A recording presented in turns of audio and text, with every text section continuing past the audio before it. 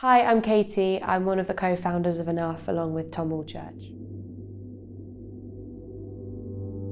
Tom and I met and we were discussing how rape has reached intolerable levels and it doesn't feel like enough is being done about it. 5 in 6 women not reporting what's happened to them, 90% of students not reporting nationally.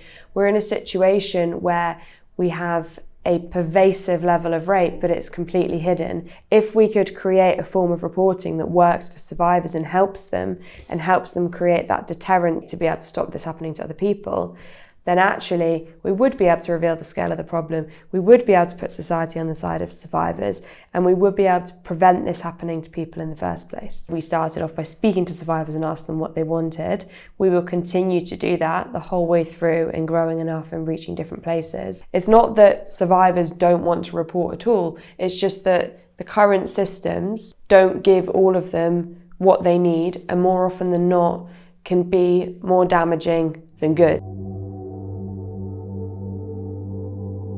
Until, as a society, we can find a form of reporting that survivors actually want to use, this problem is going to remain hidden, perpetrators are going to go undeterred and without any accountability, and survivors are the ones to suffer the consequences that is so unfairly put on them today. In just 12 weeks, Enough has reached almost every corner of the globe, and that's because of social media. So we started our pilot with maybe 80 followers, and now we're 16,000 plus. Every person in Bristol who has supported Enough, who has a kit, who has told their friends about who we are and what we're trying to achieve, has shared our content, every single one of you has made a difference in helping to end sexual violence, because it has helped that message reach so many more people. So from a student point of view, it's been really positive and really optimistic. I think a lot of people have felt a huge sense of relief, and a lot of my friends have said that, like, wow, this is so good, it makes me feel so much safer. It's an important message to get out to people who might not feel like they can speak to the police or someone in power. Ultimately, it's really important, and I'm glad it's being done. For myself, I found it really kind of empowering. I think it's really given me a sense of hope for change. It used to be, and it is, I suppose, a taboo topic, which unfortunately means that often it's not discussed and it's not talked about, which means that people can do things and they can be swept under the rug or they can be ignored. The best way to understand Enough really is to follow our Instagram and our TikTok, because on that we explain not only what Enough is, but we also show sound bites from when they collect a kit and their first response. The more people know about it, the better it is as well. Stop the taboo. I cannot believe my nursing career of 38 years, this is the first that I'm seeing of something like this, which is a deterrent, power, a voice. Or reasons why something like this has to exist. Anything that anyone can do in terms of conversations and spreading and sharing social media makes a huge difference as well, because the more people that know about us, the stronger the deterrence. The presence of the kit physically shows that there are consequences for sex without consent. It is a symbol of allyship, it is a symbol of solidarity. It is a form of reporting that someone can use in the privacy of their own home should they not want to report officially.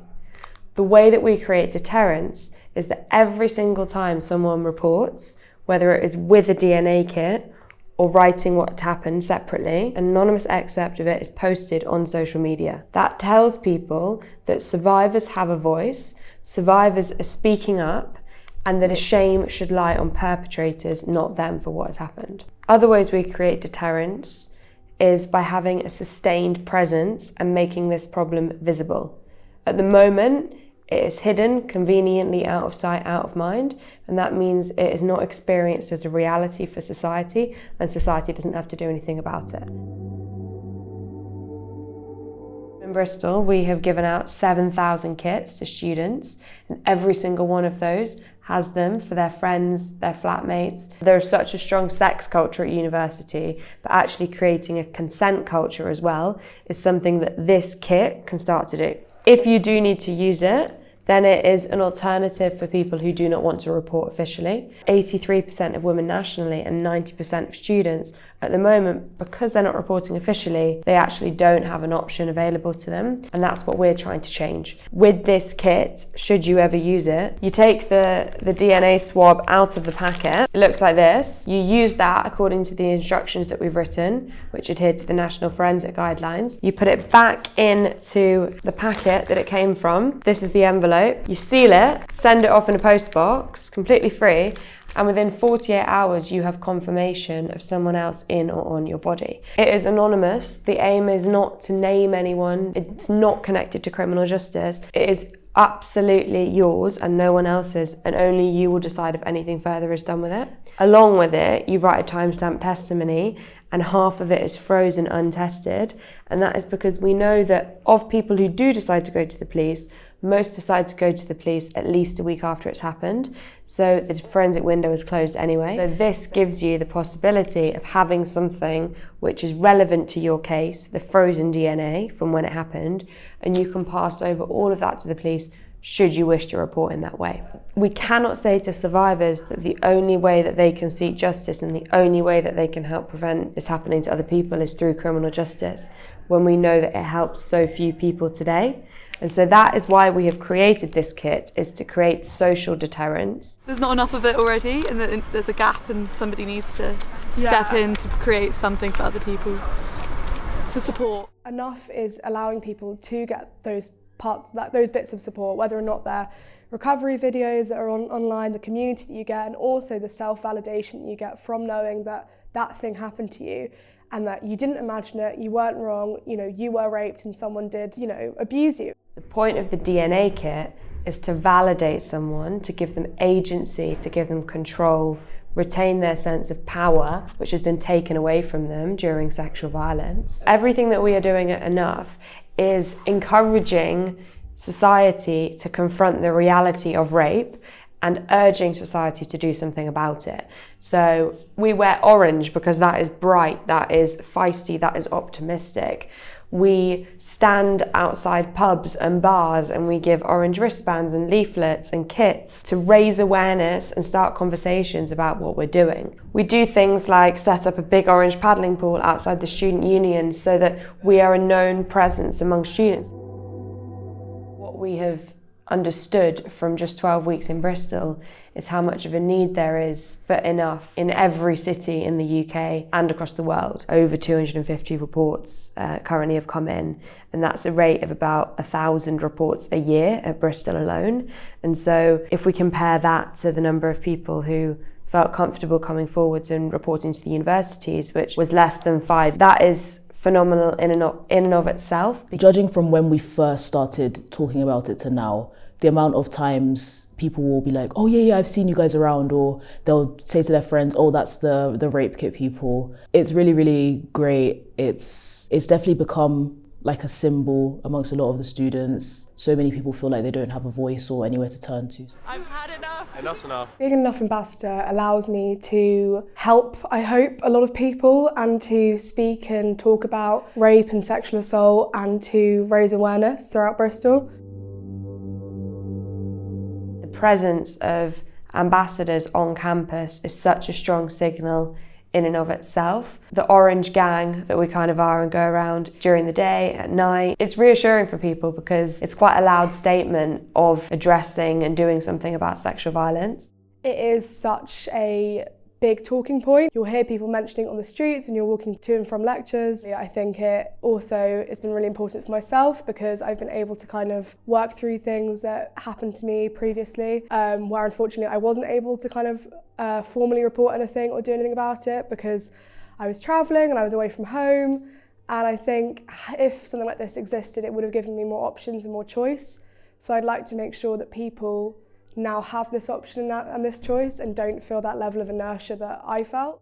75% of people will never get therapy. Trauma experts, they agree on the fact that if you can provide someone with resources and support at a very early point, even if it's just small amounts, it can make a profound difference on their recovery. And so what we've created with the input of experts and with the input of survivors is resources that help them in exactly that way. So you can get exactly the same recovery benefit from watching an episode with a therapist online as actually going and having a one-on-one session. So we can help an exponentially higher number of people at an incredibly low cost by creating these videos that anyone can watch at any corner of the globe and doesn't depend on you waiting until Monday at 5 p.m, which is when your session is, if actually at Wednesday at 2 a.m. you're feeling rubbish. The other is the online community, which is a social network purely for survivors and for friends and family. On that community, that is facilitated by Dr. Maisie Johnston, and she puts recovery resources, prompts, discussion topics, videos. It's kind of like a form of social media for survivors to interact on. You know, we can post what's one thing that was really amazing for us this week, or, you know, sharing tips. We're gonna wear these bracelets with pride.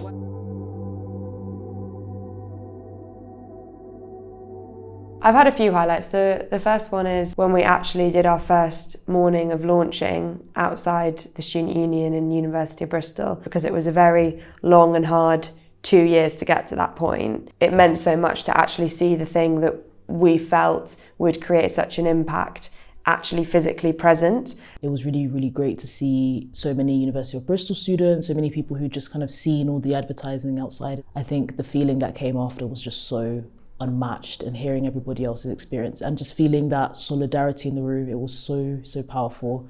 In addition to everything we've achieved with students and with social media, we're also attracting significant media interest and having reporters coming almost every week to document what we are doing, because while this might feel small at the moment to anyone in Bristol, it is something which could be world-changing and is something that the world, luckily, is to pay attention to.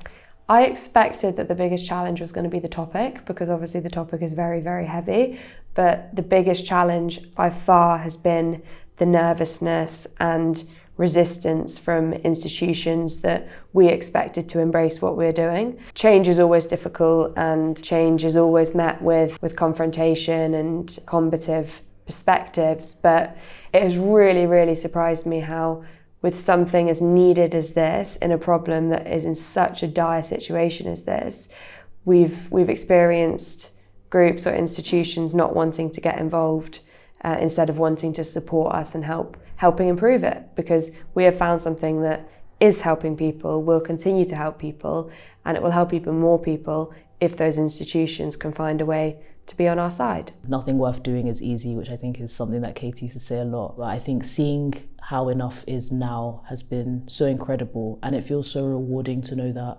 I've been a part of that and I've helped make a difference. And it definitely gives you that motivation to want to keep going as much as you can.